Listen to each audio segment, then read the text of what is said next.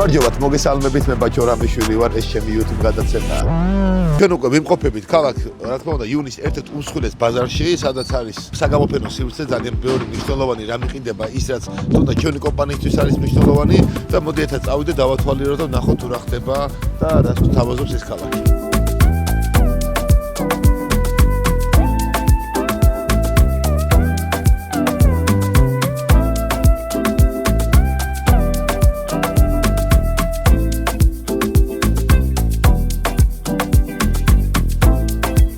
მოგლეთ აქ რა ხდება ხო ვით პირველად ხართ აქ დააკვირდებით რომ დაგირიგებენ კატალოგებს იქნება ესეთი რაღაცა რა ანუ ზემოდან არის დაკრული დაფარული ნომრები ანუ ეს ნიშნავს იმას რომ ვერასოდეს ვერ წარმოედგინო ვერ ნახოთ ის ოფიციალური ქარხნები რომელი ქარხნებით მაგალითად აწარმოებენ აი კონკრეტულ თუნდაც აი ტიპის პროდუქციას და შესაბამისად ესე წესი ავაძრობთ და უკვე შეგიძლიათ გამოჩნდება ის ნამდვილი საკონტაქტო პიროვნება და საკონტაქტო ქარხანა რომელი ქარხანა თქვენ ნამდვილად გჭირდება ესე რომ აქ მთელი მაფია რა.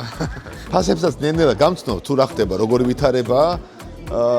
ნუ ამას ალბათ რა გაივლის დაახლოებით 30 კილომეტრია როგორც გვეუბნებიან მარტო ერთი სართული. ისეთი ადამიანებისთვისაც გადაადგილება შევა პრობლემა ქონდეთ მაგალითად ბევრი გაქვთ გასავლელი, ეს არის იდეალური თან რაღაცებს, ლეპტოპს, რაღაცებს, ნუ სუბუქ რაღაცებს შიგნით ჩაალაგებთ და ძალიან ჩქარი ტემპით შეგიძლიათ ბევრი კილომეტრი დაფაროთ.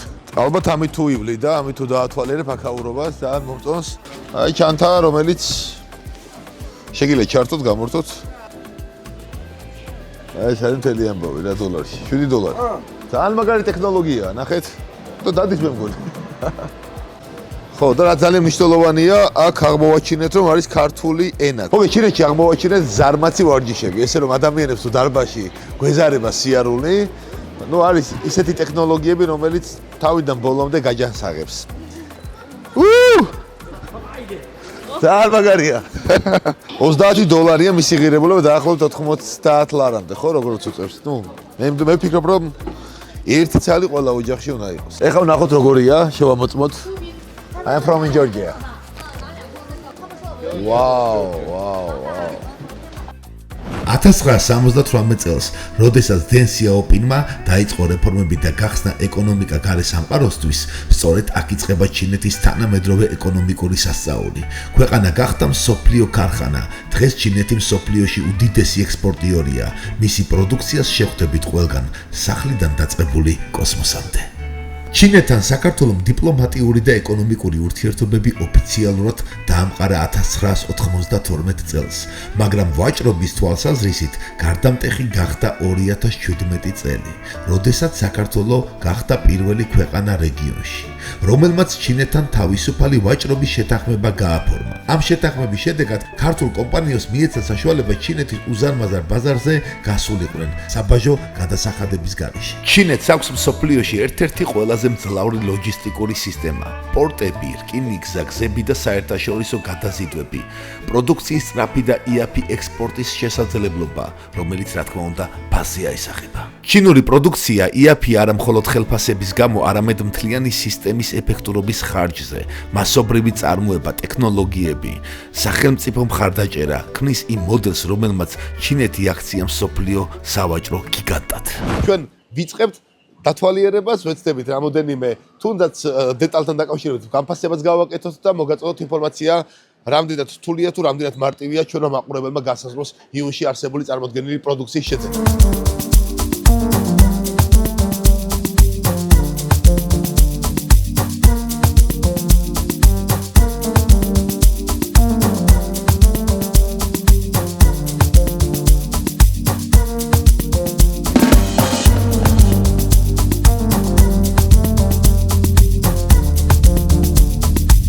აქ ჩამოხვალ და აპირებ ჩამოსვლას ჩინეთში და გნებავთ რომ ბიზნესისთვის ჩამოხვიდეთ, უნდა იცოდეთ ალბათ კონკრეტულად რა გნებავთ, იმიტომ რომ ძალიან რთულია ადგილზე რამის გადაწყვეტილების მიღება.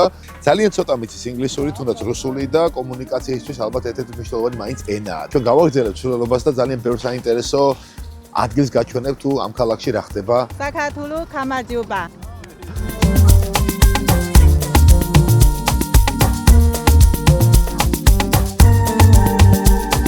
ჩვენი გადაცემა მეტი მოტივაცია სწორედ დაფუძნებულია ბიზნესზე და შესაბამისად ჩვენ ვცდილობთ გაგაცნოთ და განახოთ ის კონკრეტული ფასები, რომელიც ამ ქალაქშია წარმოდგენილი და აემხელა საბჭოთა ცენტრში. რამოდენიმე სექტორში ვეცდებით თუნდაც მნიშვნელოვან პროდუქციაზე გავიგოთ ფასები, ისე რომ ვაგრძელებთ და ვცდილობთ ფასების გარკვევას.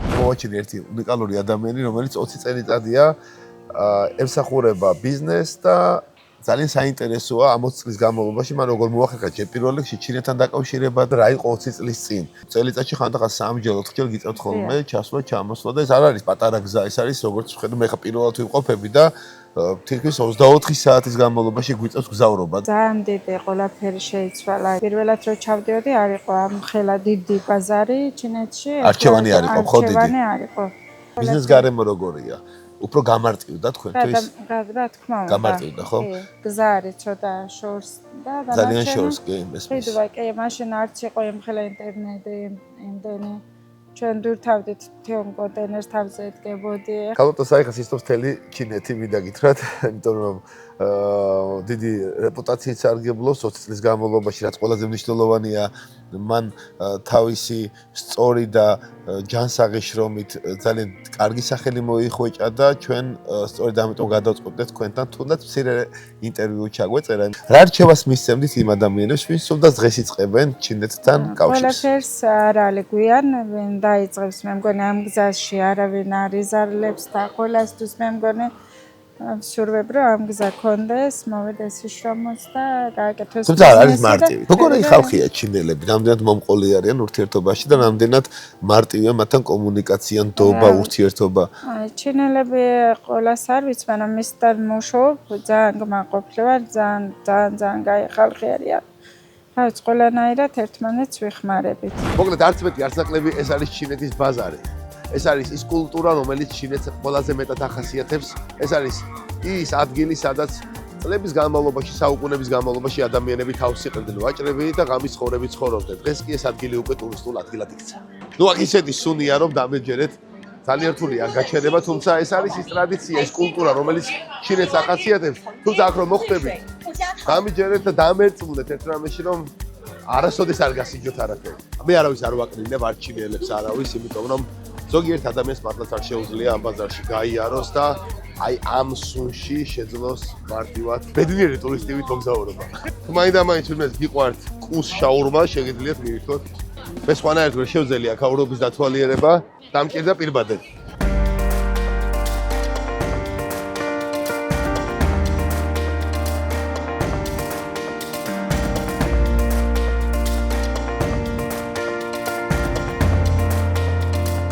ჯერჯერობით ჩინეთი ამართლებს ჩემს იმედებს და იმედია კარიკატურაშიც გამიმართლებს.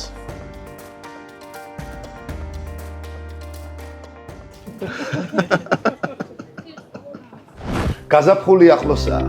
30%-იანი ფასდაკლება პერგოლაზე, რომელიც თქვენ სახლს გარდაქმნის.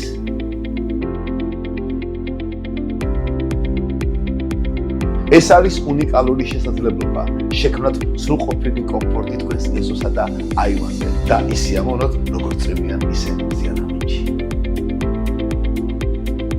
და ბოლოს შეუკვეთეთ დღესვე და მიიღეს საუკეთესო გარემო ყველაზე დაბალმასად. მივესალმები შენს მსმენელს და შენს მაყურებელს, იმიტომ რომ ვიცი ძალიან დიდია ამ ხალხის რაოდენობა და საინტერესოა ყოველთვის შენი გადაცემა. რაც შეეხება ჩემი ჩამოსვლის მიზანს ჩინეთში, ეს იყო პირდაპირ მნიშვნელობით მენახა ეს ბიზნეს გარემო, იმიტომ რომ დღეს ჩინეთი იქცა მსოფლიოს ეპიცენტრად. რამდენადაც მთელი მსოფლიო მარაგდება ჩინეთიდან ეს იქნება ტექნოლოგია თუ ეს ნემსის ყუნწიდან დაწყებული ავტოინდუსტრიამდე. მე ადამიანებს მინდა უთხრა მეტი მოტივაციის მაყურებელს, რომ ზურაბ დათიკაშვილს არა მარტო ბიზნეს მიმართულებით, არამედ სხვა რაკურსითაც ნახავს, იმიტომ რომ ადამიანი, რომელიც ამდენ წლის განმავლობაში ანსამბლ ალილოში მოღვაწეობს და მან არაერთი ადამიანი გაუზარდა საქართველოს და დღემდე ემსახურება ქართულ მუსიკას. ზურა, როდის დაიწყე სიმღერა და როდის იქცა ის პროფესია? ეს უხსოვარი დროიდან, იმიტომ რომ ღრმა ბავშვობას უკავშირდება ჩემი და სიმღერის ურთიერთობა. ჩვენს ოჯახში ტრადიცია იყო, არის და გრძელდება. შენ მოგიხსენება რომ სამწუხაროდ მე მამა აღარ ამყავს, მაგრამ მამა ჩემის მეგობრები ჩემი ღრმა ბავშვობიდან 3-4 წლის რო ვიყავი, აი გონი რომ მახსოვს რა, გონი რომ მახსოვს ის მეხსიერებაში რა ხდებოდა ჩვენს სახლში. ეს იყო ქალაქური საღამოები, გიტარა, წითელ ბანტიანი გიტარა, იქ ხალხური სიმღერა, იქ ქალაქური სიმღერების პოპური და იყო ესეთი მიმართულება ჩვენს ოჯახში და მე უკვე 6-7 წლის ასაკში დავეუფლე ამ სფეროს. ბატონ თემურ ქევხიშვილთან მივედი. ეს იყო არის და იქნება ჩემი ერთ-ერთი გამზრდელი მასწავლებელი. ზოგადად ესე რომ ჩამოვყვეთ, უკვე 41-42 წელია უკვე რაც ქართულ სიმღერას ვემსახურები და გარდა იმისა რომ მღერი ალბათ მსმენელისთვის და მაყურებლისთვის ისიც არის ცნობილი რომ უკვე მე-16 წელია ანსამბლ ალილოს უზრდი ახალ თაობას. მე დავსვავდი ისეთ კითხვას, რომ აი ეს ქართველები დღეს რომელიც ჩამოსულებიან, ალბათ აღნიშნავ იმას, რომ ძალიან დიდი შრომა უწევთ, ხო? იმიტომ რომ ესე მარტივი არ არის, ჩამოხვიდე 10 საათი იფრინო, აღმოჩენები, აღმოაჩინო ახალი პროდუქტი, ახალი პროდუქცია და შესაბამისად, ანუ რამხელა შრომა ტევადია, იმ ადამიანებს მინდა უთხრათ, იმიტომ რომ მეტი მოტივაციის მაყურებელს, რომ ესე მარტივად არ ხდება ამ ყველაფრის მოძიება. რაც შეეხება ჩინეთში მყოფ ქართველებს და საქართველოსდან წამოსულ ბიზნესმენებს, აქ ვნახეთ სხვადასხვა მიმართულების ადამიანები, რომლებსაც სხვადასხვა სფეროში აქვთ ძალიან დიდი ხანია ფეხი მოკიდებული, თუმცა მეც მინდა დაგეთანხმო და ვთქვა, რომ ეს ყველაფერი ძალიან დიდი შრომის ფასადია. ზურა, მე ვიცი რომ სულ ცდილობ რომ სიახლეები ეძებო და საკუთარი თავი ბევრ რამეში სცადო და რა გაძლევს ამის მოტივაციას? ძალიან საინტერესოა ეს ყველაფერი, ხლა რაც ვკითხე და ჩემი ახლოს ამეგობრო წრე ხშირად swams ხოლმე ამ კითხვას და თვითონ ესემენ მე პასუხს. მე არ მიყვარს საქმე, რომელსაც ბოლომდე არ მივყვები. თუ საქმეს ხელი მოვკიდე, ამ საქმეს აუცილებლად სისრულეში მოვიყვან და ჯერ მინდა რომ ყველას უთხრა, თუ კი რაიმეს ჩაიფიქრებთ, გულით ეცადეთ და ყველაფერი გამოგივათ. არ არსებობს ადამიანმა ვერ შეძლოს შეუძლებელს შეძლებ. მთავარია მოინდომო და მთავარია შენი საქმე გიყვარდეს, რასაც ემსახურებ. როგორ შეიძლება გადადგა ნაბიჯები მაშინ, როდესაც მემკვიდრეობაც კი არ გვაქვს? იყო პერიოდი, როდესაც 5 სამსახურში მუშაობდი ერთდროულად, თუნდაც აი გასული 4-5 წლის განმავლობაში პანდემიამდე. და რა თქმა უნდა, რთულია ყველაფერს გაუძღვე. პლუს მე ამხელა ოჯახს, სამეგობროს ყველას დაუთმო შესაბამისი დრო, მაგრამ ალბათ ყველაფერი უნდა აწყო ისე რომ შენს თავში იპოვო ძალები და შენი საქმე აკეთო სიყვარულით. რას ეტყოდი ჩვენი მოტივაციის მაყურებელს, რას ურჩევდი და რა შეიძლება გაითვალისწინონ? კიდევ ერთხელ მოუწოდებ მოტივაციის მაყურებელს და ყველას, მთელ სამყაროს, ჩვენს ახლობლებს თუ ჩვენს ნაცნობებს თუ უცნობებს, რომ გქონდეთ მოტივაცია, არ დაკარგოთ იმედი, დაისახეთ სწორი მიზნები და ეცადეთ რომ ეს მიზნები სისრულეში მოიყვანოთ და აუცილებლად გამოგივათ ყველაფერი. დიდი მადლობა სტუმრობისთვის და გამეხარდა რომ შეხვდით ერთმანეთს. მეც ძალიან მიხარია და წარმატებები. ასე